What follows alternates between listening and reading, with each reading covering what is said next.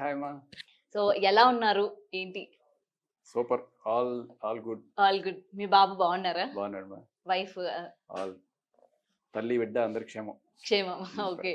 So ఏం sir అసలు big boss మీరు ఉన్నప్పుడు ఎలా అనిపించింది? మీరు బయటకు వచ్చేసిన తర్వాత నాకు తెలిసి మీరు ఒక 2-3 ఎపిసోడ్స్ కొన్ని ఫాలో అయ్యి ఉంటారు. సో ఆఫ్టర్ మీరు వచ్చిన తర్వాత ఎలా అనిపించింది? ఉన్నప్పుడు అంతా బానే ఉంది. వచ్చిన తర్వాత రెచ్చిపోతున్నారు.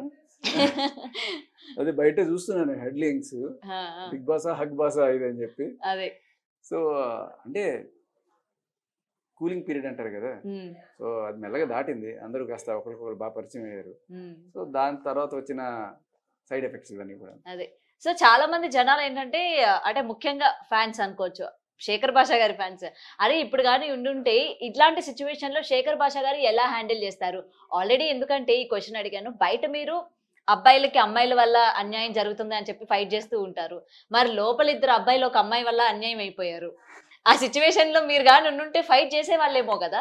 నాకు నిజానికి అంత పట్టించుకునేవాడిని కాదు, అసలు పట్టించుకో. ఎవడి గోల వాడిది. సరే వాళ్ళు ముగ్గురు కూర్చొని నలుగురు కూర్చొని, ఇప్పుడు ఎవరన్నా వచ్చి మనకి నాకు అన్యాయం జరిగిందని చెప్తే మనం చూస్తాం తప్ప, మనకి నచ్చలేదు అనుకో అక్కడి నుంచి వెళ్ళిపోతుండేవాడిని నేను.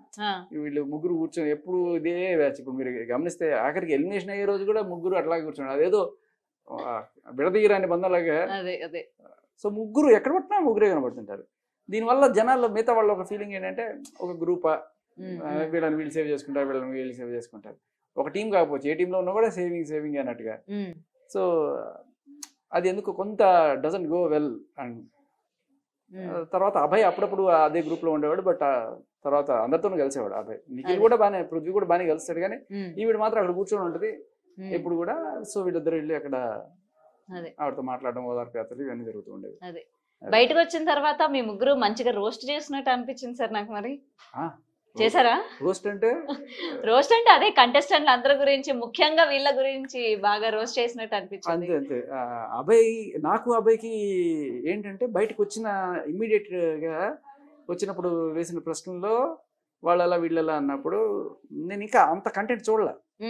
అభయ్ కూడా నేను చూసినంత కూడా చూడలే బయటకు వచ్చినప్పుడు. నేనైనా ఒక రోజు ఖాళీ దొరికినప్పుడు అట్లా అంటే బయటికి ఇమ్మీడియట్ గా పంపించారు. ఒకరోజు ఒక హోటల్లో పెడతారు మనం, ఆ పెట్టినప్పుడు పొద్దు నుంచి సాయంత్రం దాకా అక్కడ యూట్యూబ్ ఉంటే నేను పెట్టుకొని చూస్తున్నా ఎవరు ఏంటి అని చూసినప్పుడు, ఓకే ఇంత జరుగుతుందా మనం ఎప్పుడు చూడలేదే అని చెప్పి. ఈ సోనియా నిఖిల్ వీళ్ళ విషయంలో అంటే జరగడం అంటే కొంచెం క్లోజ్ గా ఉన్నారు, గడ్డలు పట్టుకునే వాడాలు, లేకపోతే ఇట్లా అండాలు, ఇవన్నీ చూస్తే సరే అంటే నేను ఏది తప్పు పట్టను. కాకపోతే మన కల్చర్ ఇంకా అంత ఎవాల్వ్ కాలేదేమో వీళ్ళని అర్థం చేసుకోవడానికి, మనుషులకు అర్థం కావడానికి ఇది మానవ ప్రేమ కాదు కాదు కాదు అన్నట్టు అనిపించింది. ఇంకోటి కూడా అనిపించింది అంటే అసలు సార్ ఫ్యామిలీ ఆడియన్స్ చూస్తారు, మనం ఒక షోలో ఉన్నాము అన్నది నిజంగా మీరు అంటే మర్చిపోతారా? నార్మల్ గా నేను అడుగుతున్నా. మర్చిపోతారు. అక్కడ అన్ని కెమెరాలు మనల్ని అబ్జర్వ్ చేస్తూ ఉంటాయి, మనం చేసే ప్రతి మూమెంట్ కూడా క్యాప్చర్ చేస్తూ ఉంటాయి కదా. అది మీకు వెళ్ళిన ఒక మేబీ మహా అయితే ఒక సగం రోజు కూడా ఉండదు ఆ ఫీలింగ్. తర్వాత నేనైతే మర్చిపోయి నేను నార్మల్గానే ఉన్నాను. కానీ కొంతమంది ఆల్రెడీ గేమ్ చూసి ప్రిపేర్ అయిన వాళ్ళు దా అని చెప్పి కెమెరా ముందే వెళ్ళి అది చేసేది ఉంటుంది. బట్ ఆల్ ద టైం ఉండదు ఆ సెన్స్ కూడా. ఏదో రోజు వాళ్ళకి ఏదో మంచి కంటెంట్ చేద్దామని ప్రిపేర్ అయినప్పుడు కొంచెం కెమెరా ఫేవర్గా వెళ్ళి ఎట్లా మాట్లాడడం ఇవన్నీ కూడా చేస్తుంటారు. బట్ అదర్వైజ్ అది దాటి బయటకు వచ్చేసిన తర్వాత బిగ్ బాస్ వాళ్ళని చూస్తున్నాడు అనే విషయం చాలా మంది మర్చిపోతారు. మీరు చెప్పిన ఆ విషయం ఏదైతే ఉందో అది అంటే మేబీ ఆవిడ డిఫెన్స్ ప్రిపేర్ చేసుకుందో లేదో దాన్ని అడుగుతారు కదా, ఏంటి అక్కడ ఏం జరిగింది ఇదిగో అని చెప్పి వీడియో చూపించి అడిగినప్పుడు. సరే నాకైతే ఒకటి తోచింది, ఇప్పుడు అన్నం తింటున్నప్పుడు మనం అప్పుడప్పుడు మెతుకులు పడి పప్పు గిప్పు చారు పడినప్పుడు మరకలు అవుతుంటాయి కదా. పాపం ఏదన్నా మరక గుర్తించిందేమో, మరక మంచిది కాదనుకుందేమో, ఆ మరకని ఇట్లా అని గోరుతోటి తిరుపున్నట్టుంది అని నాకు అనిపించింది. ఓకే. అండ్ శేఖర్ భాషా గారు, మీరు ఆడియన్స్ ఓటింగ్ వల్ల బయటకు వచ్చారా, లేకపోతే బిగ్ బాస్ ని మీరు ఏమైనా రిక్వెస్ట్ చేసుకున్నారా? అంటే మాకైతే కనిపించలేదు, నాకు బాబు పుట్టాడు నేను వెళ్ళిపోతానని చెప్పి మీరు ఏమైనా సీక్రెట్ గా రిక్వెస్ట్ చేసుకున్నారా? బిగ్ బాస్ ని రిక్వెస్ట్ చేసుకున్నది రెండు. బిగ్ బాస్ నాకు ఒక ట్రిమ్మర్ పంపి, బిగ్ బాస్ నాకు ఒక దాని ఏమంటారు ప్రోటీన్ డబ్బా రెండే రిక్వెస్ట్ చేసుకున్నా. ఆయనకి ధైర్యం లేదు నా మీద. బట్ తర్వాత బయటికి వెళ్ళిపోదాం రిక్వెస్ట్ చేసుకుందాం అనుకున్నా కూడా ధైర్యమేమో, అందుకే నా కంటెస్టెంట్లనే రిక్వెస్ట్ చేసుకున్నా నాకు వెళ్దాం అని చెప్పి లాస్ట్ డే. కానీ జనాలకు అప్పుడే మిమ్మల్ని పంపించడం ఇష్టం లేకుండే అసలు సెకండ్ వీక్. అది నాకు తెలీదు. కానీ నాకు ఒకటి అనిపించింది, అంటే లాస్ట్ 2లో నేను ఉన్నాను అంటే ఓకే నన్ను జనాలు నచ్చలేదేమో నేను జనాలకి అని ఒక ఫీలింగ్ వచ్చినప్పుడు కొంచెం కాన్ఫిడెన్స్ డౌన్ అయింది. ఎందుకు అలా ఉన్నప్పుడు మనం ఇక్కడ పట్టుకొని ఏలాడడం ఎందుకు అని అనిపించింది. బట్ బయటకు వచ్చి చూస్తే ఇప్పటిదాకా అంటే ఏ కంటెస్టెంట్కి రాని అంత బ్రహ్మరథం పట్టారు. బయటకు వచ్చి చూస్తే నేను నాటిన విత్తనాలు మొక్కలై ఇంత అన్నట్టుగా అన్ని మీములు, ఆ జోకులు అన్నీ కూడా అసలు అమ్మో అసలు ఏంటి సార్ మీ జోకులు అసలు వినలే సత్యం. అసలు ఏంటి ముందు వరకు మేము చూసింది వేరు కదా, Shekhar Basha garu on fire. But Bigg Boss house లో వెళ్ళిన తర్వాత ఏంటి ఇంట్లో ఈ జోనర్ కూడా ఉందా, ఈ జోకులు ఏంటి అంటే మీరు ఈ ఫైర్ ఎక్స్పెక్ట్ చేసి ఉంటారు బిగ్ బాస్. నేను యాక్చువల్గా నేను వెళ్ళే ముందు ఇంటర్వ్యూస్ లో కూడా చాలా మంది చెప్పారు, మీరు చూస్తున్న ఇది నేను కాదండి, నేను ఎఫ్ఎంలోను లేకపోతే ఇంతకుముందు యాంకరింగ్ చేసినప్పుడు కూడా నేను చాలా సరదాగా ఉండే మనిషిని, ఫ్రెండ్స్తో ఫ్యామిలీతో ఉన్నప్పుడు కూడా ఇదే సరదాగా ఉంటుంది తప్ప ఇట్లా fire fire fire fire fire fire అలా ఉండదు అని చెప్పా. ఇంటర్వ్యూలో కూడా చెప్పా చాలా క్లియర్గా. నేను వెళ్ళేది కూడా ఓట్లేమని చెప్పండి, ఓట్లేమని చెప్పండి అంటే ఎందుకంటే ఓట్లు వేయడము బాగుంటే వాళ్ళే వేస్తారు, మనం ఏ రిక్వెస్ట్లు చేసుకోవట్లేదు, మీరు చూసి ఎంజాయ్ చేయండి, నేను మంచి కంటెంట్ ఇవ్వడానికి ఎంటర్టైన్ చేయడానికి వెళ్తున్నానని చెప్పా, క్లియర్ కట్గా చెప్పాను నేను. ఎప్పుడైతే లాస్ట్ దాంట్లో పడిపోయా అనిపించిందో ఓకే జనాలకి మనం నచ్చలేదు ఏమో. కానీ ఇన్ని సీజన్స్ మీరు చూడలేదా, ఎప్పుడు కూడా టాప్ రేటింగ్ నుంచి కింద ఉన్న వాళ్ళని నాగార్జున గారు సేవ్ చేయరు, ఆ విషయం మీకు తెలియలేదా? మామూలుగా మనం ప్రతి వీక్ గా చూసుకుంటే సాటర్డే సండే వచ్చేసరికి మనం అనుకుంటాం కదా ఫస్ట్ 7 వాళ్ళు ఓకే ఓటింగ్ లో వీళ్ళకి ఎక్కువ ఉందేమో అని అనుకుంటాం. బట్ అది తప్పన్న విషయం మీకు తెలీదా? తెలీదు యాక్చువల్లీ, మీరు అసలు చూడలేదు అంటే అంత నిశ్చితంగా పరిశీలించలేదు. నేను ఎప్పుడైనా బిగ్ బాస్ చూసేటప్పుడు నాకు తెలిసింది ఏంటంటే ఏదో కొట్టుకుంటుంటారు, అటు ఇటు తిరుగుతుంటారు, బ్యాగులు వేసుకొని తిరుగుతుంటారు, ఏదో సరదాగా మాట్లాడుకుంటుంటారు.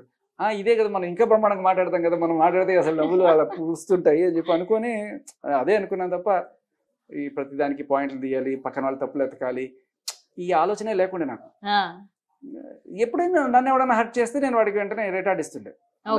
ఆరోగ్య విషయంలో ఆమెకి ఇచ్చినట్టు అలాగే ఆదిత్య విషయంలో స్టార్టింగ్ సోనియాకి మీకు గట్టిగా పడింది, మేము అనుకున్నాం అబ్బా సింక్ అయింది అయితే వీళ్ళిద్దరికి ఇంకా హౌస్ లో చూడవసరం లేదు, మంచి కంటెంట్ వస్తుంది అనుకున్నాం. కాదు కదా, నేను అది కూడా first day second day first day orange గురించి అప్పుడు అయ్యో పాపం అన్నేసరి అమ్మాయి అన్న ఫీల్ ఏంటిది అని చెప్పి వెంటనే అమ్మాయికి వెళ్ళి లేదు ఏమనుకోకండి మీరు బాగా మాట్లాడారు మీరు ఇదనుకోలేదు అంటే అప్పుడు తర్వాత మెల్లగా అమ్మాయి నెక్స్ట్ తర్వాత చూపించలేదు. నేను తర్వాత పాపం చాలాసేపు మాట్లాడే అమ్మాయితో అసలు మాకు అది వద్దు కదా, మాకు ఏం జరిగింది అదే కావాలి.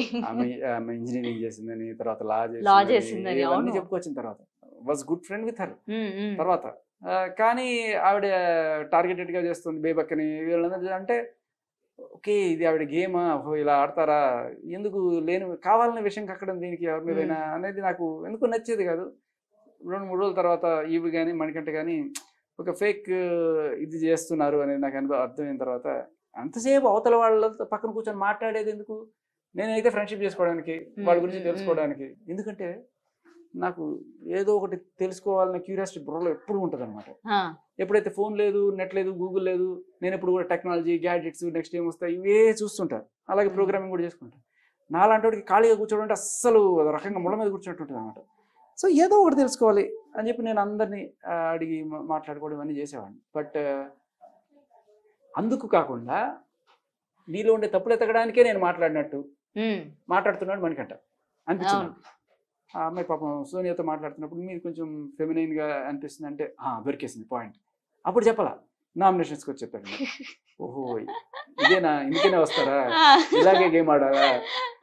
కానీ నాకు అనిపించలా, నాకు ఇలా గేమ్ ఆడాలి అలా గేమ్ ఆడాలి అనేది చేసినా కూడా నేను ఒకటే అనుకున్నా, దీన్ని జనాలు ఎందుకు మెచ్చుకుంటారు.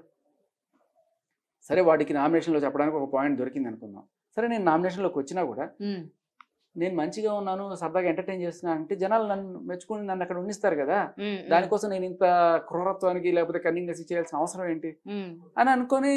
కానీ ఎవడి ఇష్టం వాడిది. కానీ నేను చెప్పేవాడిని వాడికి, అరే నువ్వు గెలవాల్సింది ఈ నామినేషన్లు ఇది కాదురా, నువ్వు గెలవాల్సింది జనాల మనసులో రా అని చెప్పేవాడిని. నేను ఇద్దరికి చెప్పా, ఆదిత్యకు కూడా అదే చెప్పా. లేదు ఆదిత్య చాలా తెలివిగా వాడు అట్లా వీడిట్లా నీకు కనపడుతుందా, వాడు గ్రూప్స్ చేస్తున్నారు అని చెప్తున్నప్పుడు చేస్తే చేయనివయ్యా, చేస్తే చేయని, అయితే ఏమవుతుంది గ్రూప్స్ చేస్తే, నీ టాలెంట్ నేను కాపాడుతుంది. అసలు హౌస్ లోకి ఎంటర్ అయిన తర్వాత మీ ఇద్దరికి మంచి ట్యాగ్ పడిపోయింది. పెద్దోళ్ళు, ఇంటికి పెద్దోళ్ళు. అవునా? ఆదిత్య గారు, తర్వాత శేఖర్ భాష గారు.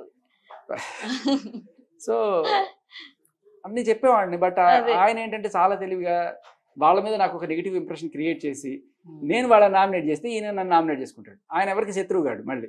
అవును, అందరికి మిత్రువే ఆయన. అసలు నేను ఎందుకు నామినేట్ చేస్తాను? సరే, వాళ్ళు ఎవరో విష్ణుప్రియ, సోనియా ఏదో కొట్టుకున్నారు, అది వాళ్ళ పర్సనల్ విషయం, ఏదో కొట్టుకున్నారు. దాని గురించి పెదరాయిలాగా నేను తీర్పు చెప్పడం ఏంటి? అందులో ఆడవాళ్ళ గొడవలు 100 ఉంటాయి. దాని గురించి కానీ మరి బిగ్ బాస్ అంటేనే ఎక్కడ ఎవరి విషయంలో ఇష్యూ జరిగినా సరే అవతల వాళ్ళు స్టాండ్ తీసుకోవాలి కదా. తీసుకోకపోయినా అడుగుతారు కదా. మరి ఎండ్ ఆఫ్ ద డే అటు నాగార్జున గారు కావచ్చు, లేకపోతే ఆడియన్స్ కావచ్చు, అడుగుతారు కదా, మీరు ఎందుకు మాట్లాడలేదు అక్కడ, ఒకవేళ నిజంగానే ఉంటే మీ వాయిస్ అనేది అక్కడ రైజ్ చేయాలి కదా అని అడుగుతూ ఉంటారు కదా. మరి అలా కాకుండా కూడా అడచేమో అని అనుకున్నాను. అది వర్కౌట్ అవ్వదు కదా. అంటే నేను అలా స్టాండ్ తీసుకునేది నా విషయంలోనే. నాకు నిజానికి ఆ రోజు తర్వాత, అది జరిగిన తర్వాత సోనియా వచ్చి చెప్పింది, ఇట్లా ఇట్లా అంది అని చెప్పి నాకు చెప్పింది. అవునా, నేను సోనియాకి ఒక సలహా అయితే ఇచ్చాను. ఏమని, ఒక్కొక్క దానికి ఒక ఫార్మ్ ఉంది. అడల్టరేటెడ్ కంటెంట్ అంటే ఇక్కడ నువ్వు ఏం చేసావు, ఏం లేదు కదా. నువ్వు బయట ఎక్కడైనా సరే ఏదైనా సాంగ్స్, ఐటమ్ సాంగ్స్ కానీ డాన్స్ చేసి ఉంటే దట్ ఈస్ వేరే ఫారంలో వెళ్తుంది. ఈ ఫారంలో అదేం కాలేదు కదా. దాన్ని పట్టుకొచ్చి ఇట్లా ఎట్లా మాట్లాడుతుంది. Everything has a different form. ఇలాంటి ఏదైనా ఉంటే అక్కడ పెట్టుకోవాలి తప్ప ఇక్కడ ఏం లేదు కదా. అనేది చెప్పా. అనిపించోండి. నేను సోనియా కూడా పాయింట్లు చెప్పేవాడిని. పాయింట్ అంటే ఏంటంటే, ఒకరోజు నన్ను అదే నెక్స్ట్ కెప్టెన్ గా ఎవరిని తీసుకోవాలి అనుకున్నప్పుడు, అదే చీఫ్ నైనిక, నిఖిల్ ఇద్దరు ఫస్ట్ టాస్క్ల వల్ల గెలిచి మూడో వాళ్ళని ఎంపిక చేసుకోమన్నప్పుడు, నలుగురు ఉన్నారు అందులో, వాళ్ళ డ్రీమ్ పక్కన కొట్టాలి అన్నప్పుడు నన్ను పక్కన కొట్టేసి, నేను అది కూడా కామెడీగా తీసుకున్నాను. సరే అయితే ఏముంది, నేను కెప్టెన్ అవ్వాల్సిన అవసరం లేదు, నేను సచిన్ కాదు షేవాగ్, కెప్టెన్ అయ్యి ఎందుకు అంతా నెత్తినేసుకోవడం, మన హాయిగా మన బ్యాటింగ్ మనం చేసుకుందాం సరదాగా ఉందాం అనే దీంట్లోనే ఉంది. నన్ను కెప్టెన్ చేయలేదే, ఎందుకు చేయలేదు అనే బాధ కూడా లేదు. అందరూ కూడా చాలా సీరియస్గా వచ్చి మాట్లాడుతున్నారు. నన్ను కూడా సీరియస్గా మాట్లాడమన్నట్టుగానే కొంచెం హింట్స్ వచ్చినప్పుడు నేను అప్పటికే కూడా, వాడు కొంచెం ఒక డిఫెన్సివ్ పొజిషన్లో పాపం వాళ్ళిద్దరు ఉన్నప్పుడు, నేను అప్పుడు కూడా చెప్పు ఎందుకు చేసావు అని చెప్పి సరదాగా అడిగినప్పుడు అందరికి నవ్వు వచ్చింది. అట్లా కాదన్న, మీరు సీరియస్గా తీసుకోవాలంటే, ఓహో సీరియస్గా తీసుకోవాలా, సరే. నాకేం ఎక్కడ ఇదనిపించలేదు. అంటే బేసికలీ ఏదో ఏ గొడవలైనా కూడా మిమ్మల్ని ఎంటర్టైన్ చేయడానికే కదా. అవును అవును, నేను వేరే రకంగా చేస్తున్నాను కదా. కానీ మేము జనాలు శేఖర్ భాష గారిని బయట ఒకలా చూసి, అంటే మీరు అన్నారు కదా ఇప్పుడు మనకి సంబంధం లేని చోట మనం ఎందుకు అక్కడ దూరి మాట్లాడి అని అన్నారా, మరి బయట మీకు సంబంధం లేని విషయాల్లోనే మీరు బయటకు వచ్చి మాట్లాడుతున్నారు కదా. సో అందుకని జనాలు కూడా అది ఎక్స్పెక్ట్ చేస్తారు. ఇక్కడ కూడా మాకు శేఖర్ భాష అండ్ హౌస్ మొత్తానికి కూడా ఒక పెద్ద వ్యక్తి కాబట్టి ఆయన ఏమైనా స్టాండ్ తీసుకుంటారేమో, ఆయన ఏదైనా వర్డ్ అక్కడ చెప్తారేమో అని ఎక్స్పెక్ట్ చేస్తారు కదా జనాలు కూడా. తీసుకునేదాకా అంటే ఇప్పుడు జరిగినప్పుడు తీసుకోవడం వేరు, స్టాండ్ తీసుకోవడానికి మనం రావడం వేరు. ఓకే, ఇక్కడ అంటే గేమ్లన్నీ చూసేసి ప్రిపేర్ అయిపోయి, స్టాండ్ ఎక్కడ దొరుకుతుంది, స్టాండ్ నేను తీసుకుంటా స్టాండ్, అది ప్రతిదానికి అది ఎత్తుకోవడం మొదలెట్టారు జనాలు. నిజంగా ఏదో ఒకటి జరుగుతుంది, నిజంగా జరిగిన దానికి కాజ్ కోసం మనం వచ్చినప్పుడు దానికి ఒక వాల్యూ ఉంటుంది. అది పిల్లి బిత్తింది, వాడు తుమ్మాడు, వీడు దగ్గాడు, ప్రతిదానికి స్టాండ్ తీసుకోవాలంటే కాదు కదా. ఒక స్టాండ్ నాకు నిజంగా అనిపించింది, ఈవిడ కంట్రోల్ చేయడానికి ట్రై చేస్తుంది అనేది నాకు అనిపించింది. ఇంకో స్టాండ్ మీరు గమనించండి, చాలా సీరియస్గా ఇక్కడ అదే చెప్తున్నా. నేను సరదాగా స్టార్ట్ చేశాను, నన్ను తీసుకోలేదు, ఫైన్, నీకు బిగ్ బాస్ ఇచ్చిన అధికారం, నువ్వు గెలుచుకున్నావు కష్టపడి, నీ ఇష్టం అది, దాన్ని నేనేమంటాను, ఇదేనా ప్రజాస్వామ్యం కాదు కదా, మంచిది అనుకున్నాను. సరదాగానే ఉన్నా అక్కడ, నాకు ఏం వాళ్ళు తీసుకోలేదు బాధ. బట్ యష్మిని తీసుకున్నప్పుడు వాళ్ళు ఎందుకు తీసుకోలేదు అనడానికి కారణం చెప్పు అని చెప్పు, నువ్వు ఎందుకు తీసుకోలేదు సరదాగానే అడిగారు. వాళ్ళు అప్పుడు ఏం చెప్పారు, మీరు కొంచెం బ్యాలెన్స్డ్గా లేరు అన్నయ్య, బ్యాలెన్స్గా లేరు, అండ్ ఇంకోటి ఏంటి ఊరికే ఏమంటారు హైపర్ అవుతున్నారు. నేను హైపర్ అవుతున్నాను, ఉండే వాళ్ళందరిలో నేనే శాంతిమూర్తి అనుకున్నాను, బ్యాలెన్స్ లేదు. సరే వీడికి ఇవ్వడం ఇష్టం లేదు, ఓన్లీ ఏదో ఒకటి, వాళ్ళందరూ ఆల్రెడీ ఒక గ్రూప్ కదా, వాళ్ళకి ఇచ్చుకుంటారులే, సరే ఇచ్చుకొని నాకైనా ఇప్పుడైనా ఎత్తిన కిరీటాలు పెట్టుకోవాలి లేదు అనుకుని పక్కకి వెళ్ళాను. బట్ తర్వాత నాకు ఈవిడ్ని యష్మిని తీసుకొని వచ్చినప్పుడు ఆవిడ వెరీ ఫేర్ అది ఇది అని చెప్పారు, మేబీ అయి ఉండొచ్చు వాట్ ఎవర్. కానీ తర్వాత ఈ సోనియా వెళ్ళి రచ్చ చేసినప్పుడు ఈవిడ విపరీతంగా రెచ్చిపోతుంది. ఆన్సర్ చెప్పాల్సింది ఎవరు, నిఖిల్, కానీ యష్మి రెచ్చిపోతుంది అని చెప్పి. అది మరి ఏం స్ట్రాటజీయో లేకపోతే నిజం, నాకైతే నిజమే అనిపించింది పాపం. ఆవిడ ఎందుకు ఇంత హైపర్ అవుతుంది, ఓకే. ఎందుకు కానీ ఇంత బయట balance ఆవిడ క్యారెక్టర్ మేము అసలు చూడలేదు, చాలా సైలెంట్ ఉంటారు. అదే కదా, ఎందుకు ఇంత బ్యాలెన్స్ తప్పుతుంది, ఎందుకు ఇంత హైపర్ అవుతుంది. అప్పుడు నేను యువర్ ఆనర్ అని లేచాను. అప్పుడు నాకు పాయింట్ దొరికింది. ఓకే. పాయింట్ దొరకడం దట్ ఇస్ రియల్. నేను ఊరికే డిఫెండ్ చేసుకోవడం కాకుండా మీరు గమనించండి, నేను ఎప్పుడు లేచాను నిజంగా నువ్వు చెప్పింది అబద్ధం రా, నేను బ్యాలెన్స్ లేనా, నేను హైపరా, అక్కడ చూడు దాన్ని చూడు అది ఎంత హైపర్ అవుతుందో, ఎంత నువ్వు వద్దు వద్దు అని చెప్పినా కూడా బ్యాలెన్స్ తప్పు ఇచ్చేస్తున్నప్పుడు అక్కడ అది కదా బ్యాలెన్స్ లేకపోవడం, హైపర్ అవ్వడం అంటే. నువ్వు ఏ కారణం చెప్పి ఇది చేసావో ఆవిడ్ని, అదే కారణాలు ఉన్నాయి ఆవిడలో, అది ఎట్లా చేస్తావు అనేది పర్ఫెక్ట్ బ్యాంగ్ ఆన్ పాయింట్ అది. ఓకే. సరే అయినా కూడా పాయింట్ మాత్రమే అది. కాకపోతే దాన్ని బట్టి ఇంత పీకలేదు నేను. సోనియా వాదిస్తుంది అది ఇది అని చెప్పి, ఇంకా సోనియా నామినేషన్ ఏదో వచ్చినప్పుడు ఏదో తీసుకున్నట్టుంది, ఇదే చెప్పాను నేను. అండ్ సార్ బయటకు వచ్చిన తర్వాత ఫస్ట్ వీక్ చూసిన యష్మి ఒక ఎత్తు అయితే, మొన్న వీక్ లోని సోనియాని ఎలిమినేట్ చేసి ఆ చెప్పిన పాయింట్స్ ఏవైతే ఉన్నాయో ఇట్లా అనిపించింది, నువ్వు ఇద్దరిని పెట్టుకొని ఆడుతున్నావు, వాళ్ళని ముందుకు తోస్తున్నావు అని చెప్పి చెప్పిన పాయింట్స్ మీరు విన్నారా ఒకసారి? ఆ నామినేషన్ గారు మీకు తెలుసుంటే, సో ఆ పాయింట్స్ మీకు ఎలా అనిపించింది? తను కొంచెం ఓవర్ అయిందా, లేకపోతే ఉన్నది ఉన్నట్టుగా చెప్పిందా సోనియా గురించి? లేదు, ఉన్నది ఉన్నట్టుగానే చెప్పింది. ఓకే. సోనియా కావచ్చు, ప్రేరణ కావచ్చు, సోనియా యష్మి కావచ్చు, ప్రేరణ కావచ్చు, ఇద్దరు కూడా పర్ఫెక్ట్ పాయింట్లే. అది యాక్చువల్గా ఆదిత్య కూడా అదే చెప్పాలి యాక్చువల్గా చెప్పాలంటే. ఎందుకంటే ఆదిత్య ఇది వెనకాల కూర్చొని చెప్తూ ఉంటాడు, ధైర్యంగా ముందు చెప్పడు. ఎందుకంటే శత్రువులు చేసుకోవడానికి ఇష్టం లేదు, నాకు చెప్తాడు వచ్చి. అంటే ఆయన మంచిగా నేను ఉన్నాను అని పోర్ట్రే చేసుకోవడానికా? ఓకే. సో సరే, అది చాలా క్లియర్గా వాళ్ళు చెప్పారు. చెప్పిన తర్వాత నాకు కూడా అనిపించింది, ఏంటిది ఎంతసేపు గ్రూపులుగా కూర్చొని ఇదే అయిపోయింది, అందరితో కలవాలి, సరదాగా ఉండాలి అనేది నా పాయింట్. ఆ గ్రూపుల్లో కూర్చొని ఏమైనా ఎంటర్టైన్మెంట్ వస్తుందా? ఉండదు. మసాలా వస్తుంది కదా, మసాలా అంటే మసాలా అదే ఇష్టపడే వాళ్ళకి మసాలా నేను చూడలేదు, కానీ వాళ్ళకి ఎంతసేపు కూర్చొని పాటలు పాడుకుంటూ ఉంటారు అనమాట. నేను వచ్చి ఆ పాట ఏంటి ఈ పాట ఏంటి అని అడగడం, వీళ్ళు పాటలు పాడుకోవడం. ఈ పాటల్లో ఏముంటుందిరా ఎంటర్టైన్మెంట్? బిగ్ బాస్ 2-3 సార్లు చెప్పాడు ఊరికే పాటలు పాడకండి అని కూడా చెప్పాడు. సో పాటలు పాడకుండా ఓన్లీ మాటల్లో మాత్రమే ఎంటర్టైన్మెంట్ క్రియేట్ చేయాలి అంటే అభయ్ కొంతవరకు చేయగలడు. ఓకే. ఎందుకంటే బయట ఆల్రెడీ మేము అతన్ని కమెడియన్ గా చూసాం కాబట్టి ఇన్ ద సెన్స్ అంటే తన సిచ్యువేషనల్ గా మాట్లాడే తీరు, సరదాగా వాళ్ళని వీళ్ళని బాగా కలిసిపోతాడు, సరదాగా మాట్లాడతాడు. ఓకే. నేను కూడా అంటే నన్ను నేను గొప్పగా చెప్పుకోవడం కాదు, దట్స్ మై స్ట్రెంగ్త్. ఏ ఉన్నా లేకపోతే మీ మాటల్లోంచి తీసేది అలా జోకులు వస్తూ ఉంటాయి. సో ఐదర్ నేను ఆర్ అభయ్ ఇద్దరు కూడా ఈ రకంగా కాస్త అక్కడ ఉన్న కాస్త నవ్వులు పూయించడం, that will be in content. మా కర్మ కాలి మరి ఆ ఎడిటర్కి మా భాష అర్థం కాలేదా, లేకపోతే ఏమో మరి తెలియదు, ఎన్ని వందల జోకులు మిస్ అయిపోయినాయి. అప్పటి వరకు మాకు చూపించిన జోకులు చాలు సార్, ఇంకా వందల జోకులు అంటే అమ్మో మేము డైజెస్ట్ చేసుకోలేకపోయాం. డిస్ట్రిబ్యూషన్ కావాలి, కొట్లాటలు కావాలి.